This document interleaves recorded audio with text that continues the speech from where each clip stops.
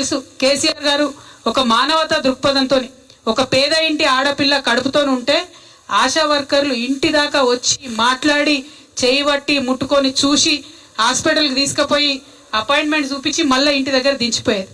అదే ప్రసూత అయ్యేది ఉంటే కూడా ఇంటికి వచ్చి అంబులెన్స్ ఎక్కించుకపోయి కేసీఆర్ కిట్ చేతిలో పెట్టి మళ్ళీ ఇంటి దాకా వచ్చి దించుకుపోయేది. ఇవాళ మీరు ఊర్లలో ఉన్నారమ్మా, ఇవాళ అవుతుందా ఆ పని? వస్తుందా అంబులెన్స్ మీ దగ్గరికి? ప్రభుత్వానికి పట్టున్నదా కనీసం? సరే కేసీఆర్ కిట్ మీద కేసీఆర్ సార్ బొమ్మ ఉన్నది కాబట్టి నీకు నచ్చలేదు అనుకుందాం. మరి ఇంటికి ఆడపిల్లకు నెల నెల 1000 రూపాయలు ఇచ్చిండు కదా కేసీఆర్ సార్. పేద ఇంటి ఆడపిల్ల కడుపుతోని కూలి వేసుకునే పరిస్థితి ఉంటుంది, అట్లా ఉండొద్దని 1000 రూపాయలు ఇచ్చిండు కదా. పోనీ అవ్వన్న ఇవ్వచ్చు కదా. ఇంత మానవత్వం లేకుండా ఉంటారా రేవంత్ రెడ్డి గారు? మీరు ఇంత మానవత్వం లేకుండా ప్రభుత్వం నడుస్తుందా? జరుగుతున్న మంచి పనులు పార్టీలు ఎవరన్నా ఉండొచ్చు, ఖచ్చితంగా ప్రజలకైతే అందాలి. ఇవాళ నేను ఇక్కడ నుండి డిమాండ్ చేస్తా ఉన్నా, ఖచ్చితంగా కేసీఆర్ కిట్ పథకంలో ఏదైతే ఇదివరకు మనం నెలకు 1000 రూపాయలు ఆడబిడ్డలకు ఇచ్చినామో పేద ఇంటి ఆడపిల్లలకు, అది రావాలే, ఇయ్యాలని చెప్పి నేను డిమాండ్ చేస్తా ఉన్నా. ఆనాడు సర్కార్ దవాఖానలు మనం మంచిగా చేసుకున్నాం, ప్రైవేట్ హాస్పిటల్లో పోతే ఒళ్ళు గుల్ల అవుతున్నది, ఇల్లు గుల్ల అయ్యే పరిస్థితి ఉన్నది, వాళ్ళు అవసరం ఉన్నా లేకున్నా ఆపరేషన్లు చేస్తున్నారు అనేటటువంటి ఒక బాధతోని ప్రభుత్వ ఆసుపత్రులు మంచిగా చేసుకున్నాం. మళ్ళీ ఇప్పుడు ఏమైంది? ఉల్టా సిస్టమ్. ప్రభుత్వ ఆసుపత్రికి పోవాలంటే భయపడే పరిస్థితి వచ్చింది. దయచేసి ప్రభుత్వ ఆసుపత్రుల మీద శ్రద్ధ పెట్టాలని కూడా ముఖ్యమంత్రి గారిని మేము డిమాండ్ చేస్తూ ఉన్నాం. ఇవాళ ఇక్కడ ఇంకో మాట మనం ఆలోచన చేయాలి. ఇక్కడ ఉన్న కాంగ్రెస్ నాయకులను ఎవరు ప్రజలు నమ్మరే. తెలంగాణ ప్రజలు ఏం చేసిరు? కాంగ్రెస్ నాయకులు ఢిల్లీ నుంచి సోనియా గాంధీని తీసుకొచ్చిరు, ప్రియాంక గాంధీని తీసుకొచ్చిరు, రాహుల్ గాంధీని తీసుకొచ్చిరు. వాళ్ళకు వచ్చిరాని తెలుగులో 2-3 చిలక పలకలు పలికిరు. ఏమన్నారు? మీకు ప్రతి మహిళకు 2500 రూపాయలు ఇస్తాం, ఖచ్చితంగా ఇస్తాం సోనియమ్మ, ఇగో ఇది నా గ్యారంటీ అని 6 గ్యారంటీలు సోనియమ్మ గారు ఇచ్చారు. రేవంత్ రెడ్డి గారు ముఖం చూసి కాదు, సోనియా గాంధీ గారు ముఖం చూసి, రాహుల్ గాంధీ గారు ముఖం చూసి, ప్రియాంక గాంధీ గారు మొహం చూసి కొంత ఆడబిడ్డలు సరే ఇస్తా అంటాడు కదా. కేసీఆర్ సార్ 2000 ఆల్రెడీ ఇస్తున్నాడు, ఈయన 4000 ఇస్తా అంటుండు, ఈయన 2500 ఇస్తా అంటుండు అందరికీ ఆడపిల్లలకు అని చెప్పి సరే అవకాశం ఇద్దామని ప్రజలు అవకాశం ఇచ్చారు. కానీ ఇలా పరిస్థితి ఏమైంది?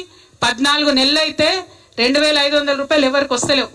అంటే ఎంత బాకీ పడ్డాడు రేవంత్ రెడ్డి గారు? మనకు 35,000 పైసలకు బాకీ పడ్డాడు. అంతేనా? ఒక్కొక్క ఆడబిడ్డకు ఇవాళ డిమాండ్ చేస్తా ఉన్నాం, మా ఆడబిడ్డలందరికీ కూడా 35,000 రూపాయలు మీరు అకౌంట్లో వేయండి, నెల నెలకు 2500 రూపాయలు ఇవ్వండి అని నేను డిమాండ్ చేస్తా ఉన్నాం.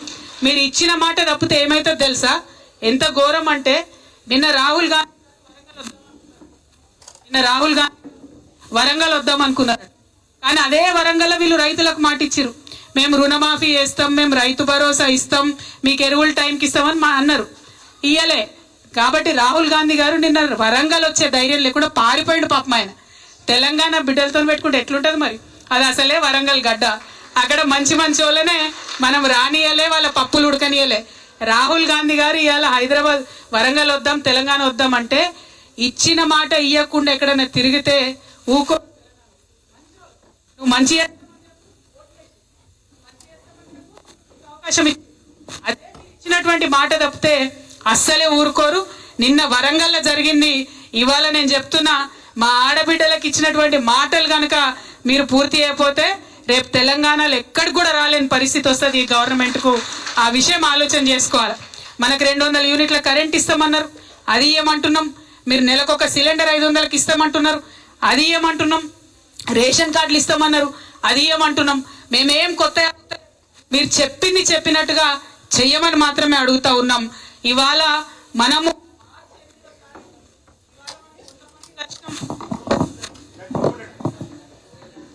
ఇక్కడ రేవంత్ రెడ్డి గారు పంపింది మహిళా వ్యతిరేకులు మా మైకులు కట్ చేస్తున్నారు. ఓకేనా? వినబడుతుందని? ఇవాళ తెలంగాణ వ్యాప్తంగా 33 జిల్లాల నుంచి ఇక్కడికి మా ఆడబిడ్డలు వచ్చారు. శాంపుల్ మాత్రమే ఇది. మార్చి 8 నాడు సినిమా అసలు ఉంటుంది. ఆ రోజు మహిళా శంకారావం మనం చేయబోతా ఉన్నాం. బూటకపు మాటలు చెప్పి మహిళలతో ఓట్లేయించుకొని మహిళలకు 14 నెలలు అయిన తర్వాత కూడా ఒక్క రివ్యూ మీటింగ్ పెట్టలేదు. అంటే ఎంత చిన్న చూపు ఉండాలి? ఆడపిల్లలు ఎందుకు అడుగుతారులే అని అనుకుంటున్నది ప్రభుత్వం, కానీ ఖచ్చితంగా అడుగుతాం. మార్చి 8వ తారీఖు నాడు ఇంకా బలంగా అడుగుతాం. రాష్ట్ర వ్యాప్తంగా తరలి వచ్చి అడుగుతామని ఈ సందర్భంగా తెలియజేస్తూ, మరి మహిళలను మీరు అల్కగా తీసుకోకండి. మాకు ఇచ్చినటువంటి మాటల మీద గౌరవ ముఖ్యమంత్రి గారు తక్షణమే రివ్యూ మీటింగ్ పెట్టాలి. రేషన్ కార్డులు నిన్న పోర్టల్ ఓపెన్ అయింది అన్నారు, మళ్ళీ చూస్తే మళ్ళీ బంద్ అయింది అంటారు, మళ్ళీ ఓపెన్ అయింది అంటారు. అది నిరంతర ప్రక్రియగా జరిగేటట్టు దయచేసి చేయాలి. రెండవది 200 యూనిట్ల కరెంటు 500 మందికి ఒకరికి వస్తున్నది, అందరికి వస్తలేదు. వచ్చేటట్టుగా పేదవాళ్ళకి అందేటట్టుగా ప్రయత్నం చేయాలి. మీరు ఫ్రీ బస్ ఇచ్చిండ్రు, మిగతా అన్ని తుసుమనిపించారు. అట్లా కాకుండా ఫ్రీ బస్ ఇచ్చినప్పుడు కూడా మహిళలకు గౌరవం లేకుండా పోతున్నది, మర్యాద లేకుండా పోతున్నది. బస్సుల సంఖ్య దయచేసి పెంచండి. బస్ స్టాండ్ డ్రైవర్లను ఆపేటట్టుగా మీరు స్ట్రిక్ట్గా వాళ్ళకి ఇన్స్ట్రక్షన్లు ఇవ్వండి. ఆర్టీసీ కార్మికులవి కూడా గోస పోసుకోకరి, వాళ్ళ కడుపు కొట్ట, వాళ్ళ జీతాలు టైంకి ఇవ్వండి, మా ఆడబిడ్డలకు కరెక్ట్గా సేవ చేసేటట్టుగా వాళ్ళని ప్రయత్నం చేయండి. బస్సుల సంఖ్య పెంచమని కూడా నేను చేస్తా ఉన్నాను. మరి ఇవన్నిటి కార్యాచరణతోని ఖచ్చితంగా మార్చి 8 నాడు జరిగేటటువంటి ఇందిరా పార్క్ లో జరుగుతుంది మహిళా శంఖారావం, తెలంగాణ జాగృతి తరఫున జరుగుతుంది. దానికి పెద్ద ఎత్తున మనందరం కూడా హాజరై ఈ గవర్నమెంట్ కి మహిళా శక్తి ఏందో చూపిద్దాము. మహిళలకు ఇచ్చినటువంటి మాటలన్నీ కూడా ఇచ్చే విధంగా పోరాటం చేద్దాము. బీడీ కార్మికులు వచ్చిండ్రు, వాళ్ళకి ఇదివరకు మనం 2,000 ఇచ్చినాం, 4,000 ఇస్తామని ప్రభుత్వం హామీ ఇచ్చింది. ఆ 4,000 కూడా తక్షణమే ఇవ్వాలని కూడా మేము డిమాండ్ చేస్తూ, మరి అనేకమైనటువంటి మహిళా సమస్యల పట్ల కూడా ఇంకా పెద్ద ఎత్తున మాట్లాడడానికి మార్చి 8 మీటింగ్కి తరలి రావాలని తెలంగాణ ఆడబిడ్డలందరికీ కూడా తెలియజేస్తా ఉన్నాను.